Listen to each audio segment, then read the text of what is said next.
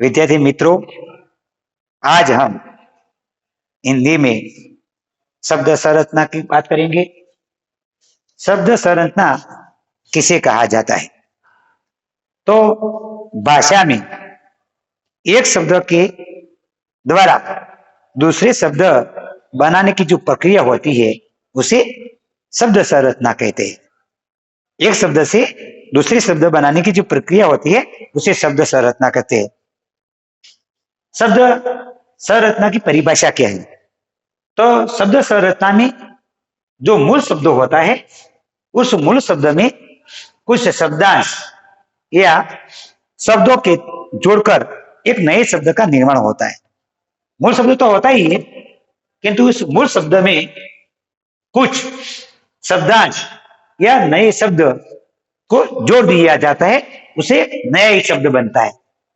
हिंदी में शब्द संरचना की प्रक्रिया तीन प्रकार से होती है। एक उपसर्ग के द्वारा, दूसरी प्रत्यय के द्वारा, तीसरी समास या संधि के द्वारा इन शब्द संरचना बनती है। पहले आज हम केवल उपसर्ग के द्वारा ही बनने वाली शब्द संरचना की बात करेंगे। तो उपसर्ग किसे कहते हैं? वे शब्दांश जो किसी शब्द के पहले जोड़कर एक नए शब्द का निर्माण करते हैं और उनके द्वारा एक विशेषता या परिवर्तन कर देते हैं। हम जो नया शब्द बनाते हैं उसके कारण क्या होता है? तो जो नया शब्द बनता है उसमें एक विशेषता आ जाती है, उसमें एक परिवर्तन आ जाता है और यह विशेषता या परिवर्तन लाने वाले जो नया शब्द बनता है वह उपसर्ग के द्वारा बनता है। जैसे कि उदाहरण दिया गया है, मान लीजिए शब्द है देश, किंतु यदि उसमें उपसर्ग लगाया जाए तो उससे बन जाएगा उपदेश, या किसी को कुछ संदेश देना है। शब्द तो देशी है, उस देश शब्द में यदि हम स्व उपसर्ग लगा दे तो उसका अर्थ बन जाएगा स्वदेश। फिर शब्द तो देशी है, किंतु यदि उसमें वी उपसर्ग लगा दिया जाए तो उससे क्या होगा? शब्द बन जाएगा विदेश। तो यहां हमने देखा कि मूल शब्द तो एक ही है, किंतु उस मूल शब्द में यदि हम भिन्न भिन्न उपसर्ग लगाएंगे तो उसके अर्थ बदल दिए जाएंगे, जैसे कि उपदेश, स्वदेश, विदेश। तो यहां उपसर्ग के द्वारा जो शब्द बनते हैं उसकी भी विशेषता है। उसमें तीन विशेषता है उपसर्ग बनाने में अथवा एक नया शब्द बनाने में। तो उपसर्ग की कितनी है? तीन विशेषताएं होती है। उसमें पहला है शब्द के अर्थ में नई विशेषता लाना। एक नई विशेषता आ जाती है। शब्द होता है, किंतु यदि आप उसमें उपसर्ग लगाएंगे तो शब्द में एक नई विशेषता आ जाएगी। जैसे कि शब्द है बल, शक्ति, किंतु उसमें यदि हम प्र उपसर्ग लगाएंगे तो शब्द बन जाएगा प्रबल। प्रबल यानी अधिक शक्तिशाली। उसी प्रकार शब्द है शासन, उस शासन शब्द में यदि हम अनु उपसर्ग लगा देंगे तो उसका एक नया शब्द बन जाएगा जिसका अर्थ होगा अनुशासन। तो यह उपसर्ग की पहली विशेषता थी। अब उपसर्ग की दूसरी विशेषता है कि सारा अर्थ ही उलट देता है। यदि आप मूल शब्द में उपसर्ग लगाएंगे तो क्या हो जाएगा? अर्थ ही उलट जाएगा। जैसे कि शब्द है धर्म, यदि उसमें हम अ उपसर्ग लगाएंगे तो उसका अर्थ शब्द बन जाएगा अधर्म, यानी कि जो मूल शब्द है धर्म उसका अर्थ ही उलट गया, उसका अर्थ क्या हो गया? अधर्म, यानी कि शब्द बदल गया है। दूसरा शब्द है मानो मान शब्द है। यदि मान शब्द में अप उपसर्ग लगाया जाएगा तो शब्द बन जाएगा अपमान। मान का विरोधी अपमान, यहां धर्म का विरोधी अधर्म, यानी कि अर्थ ही उलट गया। तीसरी विशेषता है कि जो अर्थ है उसमें कोई खास परिवर्तन तो नहीं होता है, किंतु जो मूलार्थ है, जो मूल शब्द है, उसके इर्द गिर्द अर्थ का प्रदान होता है। जैसे कि शब्द है शुद्ध, उसमें भी उपसर्ग लगाने से वह क्या हो जाएगा, तो विशुद्ध, और तो ये ना ही वही ना वही है, किंतु उसका जो प्रदान है उसमें थोड़ा परिवर्तन आ गया। जैसे कि भ्रमण शब्द है, यदि भ्रमण शब्द में परि उपसर्ग लगा दिया जाए तो परिभ्रमण, परिभ्रमण यानी कि घूमना, भ्रमण का अर्थ भी घूमना होता है, भ्रमण का भी अर्थ होता है घूमना। तो जो खास परिवर्तन नहीं होता, किंतु जो मूलार्थ है उसके अर्थ परिवर्तन होता है। उस स्वर की एक विशेषता और भी है कि मूल शब्द तो एक ही होता है, किंतु उसमें विभिन्न उपसर्ग लगाने से उसमें जो अर्थ निकलते हैं वह भी अर्थ भी विभिन्न हो जाते हैं, विभिन्न अर्थ प्रकट होते हैं। मान लीजिए एक शब्द ले लीजिए, हार शब्द है, हार शब्द में आ उपसर्ग लगाने से उसका अर्थ होता है आहार, एक नया शब्द बनता है आहार। आहार का मतलब होता है भोजन। हम क्या कहेंगे, मूल शब्द एक ही रहेगा हार, किंतु जब उसमें उपसर्ग भिन्न भिन्न लगाए जाएंगे तो उसके अर्थ भी भिन्न भिन्न प्रकट होंगे। वही शब्द है हार, उसमें हम सम उपसर्ग लगाएंगे तो उसका अर्थ होगा संहार, सार यानी नाश। देखा आपने कि मूल शब्द तो हार है, आ उपसर्ग लगाने से आहार हुआ, उसका अर्थ होता है भोजन। वही हार शब्द है, उसे हम सब उपसर्ग लगाते हैं, उसका शब्द बनता है संहार और उसका अर्थ होता है नाश।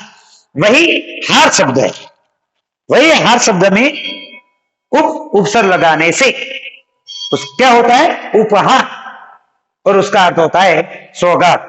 उसी प्रकार यह हार मूल शब्द है, उसमें प्र उपसर्ग लगाने से उसका अर्थ होता है प्रहार, उसका मतलब होता है चोट करना। तो यह क्या हुआ कि मूल शब्द था हार, उसमें भिन्न भिन्न उपसर्ग लगाए गए। कैसे कैसे, तो आ, सम, ओ, प्र आदि, और उसके क्या अर्थ हुए, तो भिन्न भिन्न अर्थ हो गए।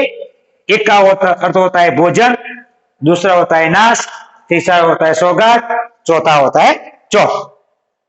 तो हिंदी में केवल हिंदी के ही उपसर्ग नहीं होते, हिंदी में संस्कृत, उर्दू, फारसी आदि उपसर्गों का भी उपयोग किया जाता है।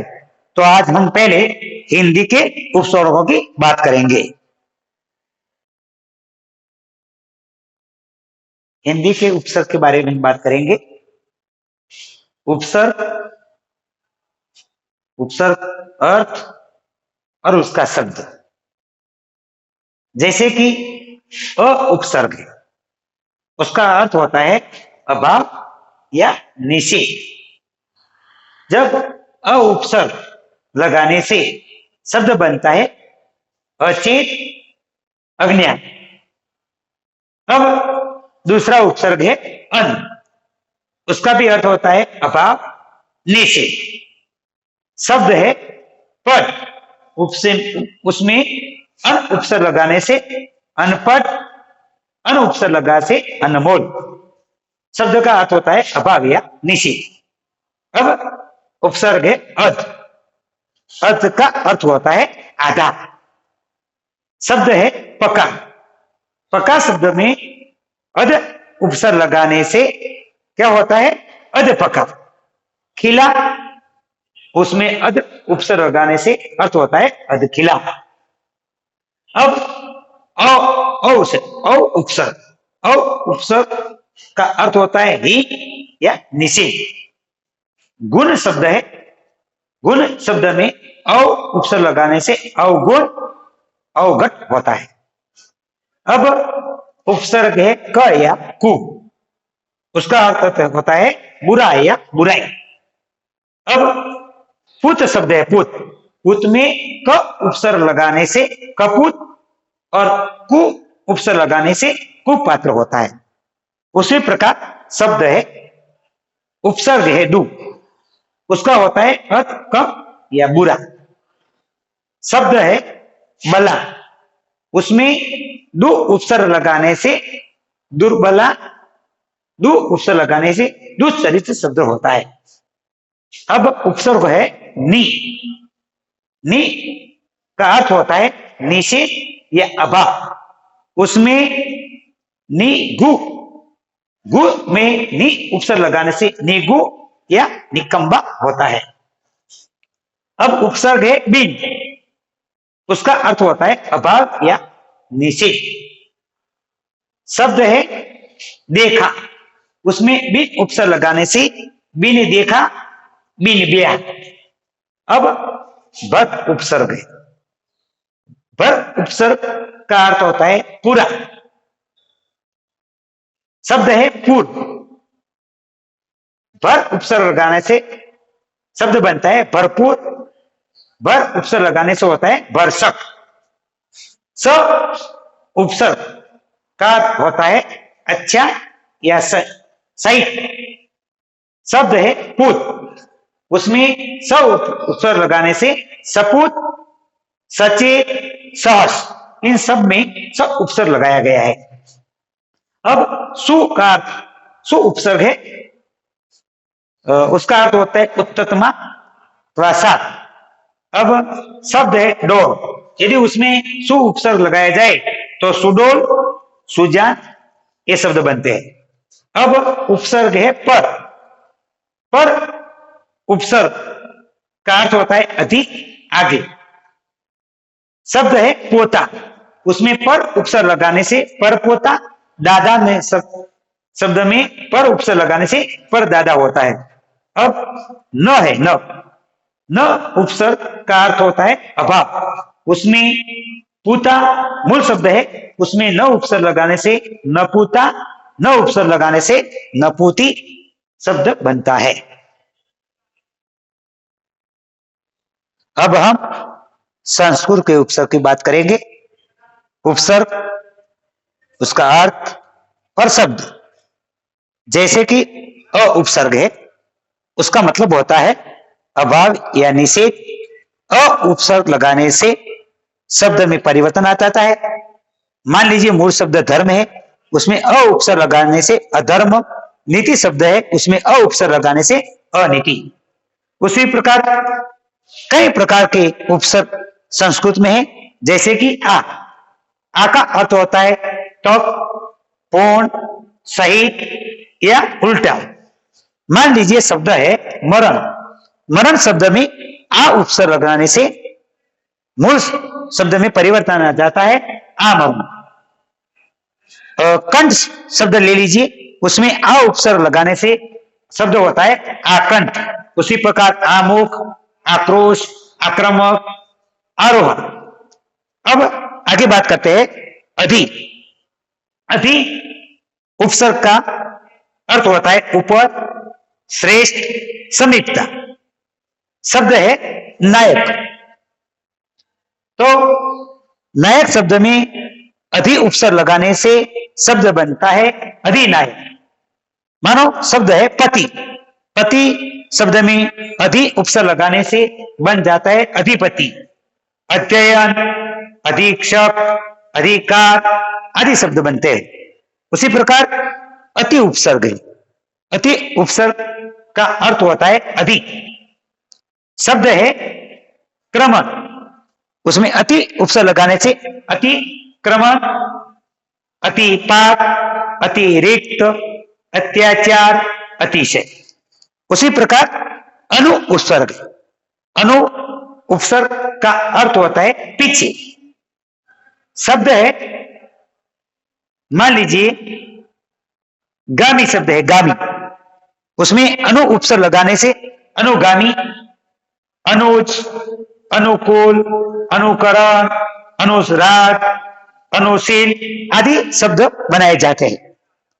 अब बात करते हैं अभी। अभी उपसर्ग का अर्थ होता है सामने और अच्छा, पास। अब मूल शब्द है मुख। मुख शब्द में अभी उपसर्ग लगाने से अभिमुख, योग शब्द में अभी उपसर्ग लगाने से अभियोग, अभियान, अभिज्ञान, अभ्यास, अभिलाषा, अभिनव, अभिप्राय, अभिशाप। उसी प्रकार अब बात करते हैं अन उपसर्ग का। अन, अन का होता है ऊपर, श्रेष्ठ, निकट, सदृश। मान लीजिए शब्द है मान। मान शब्द का होता है अपमान, कृत, अपकृत, उपदेश, उपनगर, उपकारक। अब उस प्रकार अनेक उपसर्ग है, जैसे कि दूर है, दूर का होता है कठिन, बुरा, हीन। यदि शब्द है लब तो दुर्लभ, दुर्भाग्य, दुर्बल, दुर्गति, दुर्गुणा, दुर्दशा, दुराचार, दुर्जन, दुर्दज। उसी प्रकार दुष् उपसर्ग है, उसका अर्थ होता है कठिन, बुरा। शब्द है मान लीजिए साहस, तो दुष् उपसर्ग लगाने से दुस्साहस, दुष्कर, दुष्कर्म, दुस्साध्य, दुर्गर्म, दुस्सह, दुस्वासन। अब नीर शब्द है, नीर का अर्थ होता है बिना अथवा नहीं, और मूल शब्द है जन, उसमें नीर लगाने से निर्जन, निर्भय, निर्व्या, निर्गम, निर्मल, निर्बल, निर्दोष, निरपराध, निराकार। उसी प्रकार अनेक प्रकार के उपसर्ग संस्कृत में है, जैसे निस, परा, परि, प्र, प्रति, वि, सम, सु, स्व आदि उपसर्ग भी संस्कृत में है। अब हम बात करते हैं अरबी, फारसी, उर्दू के उपसर्ग की। मान लीजिए उपसर्ग है अल, उसका अर्थ होता है निश्चित। शब्द बनता है अलबेला, अलबत्ता। उसी प्रकार एन उपसर्ग है, एन उपसर्ग का अर्थ होता है ठीक, पूरा। उसका शब्द बनता है एन वक्त, एन मौका। शब्द है कम, कम उपसर्ग है, और शब्द है जोर। कम उपसर्ग का अर्थ होता है अल्प या हीन। शब्द बनता है कमजोर, कम अक्ल, कम उम्र। उपसर्ग है खुश, उसका अर्थ होता है अच्छा, उत्तमा। जब शब्द बनता है तो उसका शब्द इस प्रकार बनेगा खुशबू, खुश मिजाज, खुश किस्मत, खुश खबरी, खुशहाल। अब बात करते हैं गैर उपसर्ग का। गैर का अर्थ होता है भिन्न, निषेध। उसका शब्द बनता है गैर कानूनी, गैर हाजिरी। अब दर शब्द की बात करते हैं। दर, दर का होता है अर्थ में, अंदर, अभाव। शब्द बनता है दरअसल, दर हकीकत, दरकरार, नापसंद, नामंजूर, नाराज। ना की बात करते हैं तो ना का अर्थ होता है अभाव, नापसंद, नामंजूर, नाराज, नालायक, नादान आदि शब्द बनते हैं। अब बात करते बे उपसर्ग की। उसका अर्थ होता है के अनुसार, और शब्द बनता है बना, बदनसीब, बदबू। शब्द है उपसर्ग है बद, का अर्थ होता है बुरा, हीनता। शब्द बनता है बदना, बदनसीब, बदबू। उसी प्रकार ब, बा, बिला, बे, ला, स, हम आदि उपसर्ग है। तो आज हमने जो शब्द संरचना की बात कही, उसमें एक शब्द से दूसरे शब्द की बनाने की प्रक्रिया होती है, उसे शब्द संरचना कहते हैं। शब्द संरचना में उपसर्ग, प्रत्यय, समास और संधि का उपयोग किया जाता है।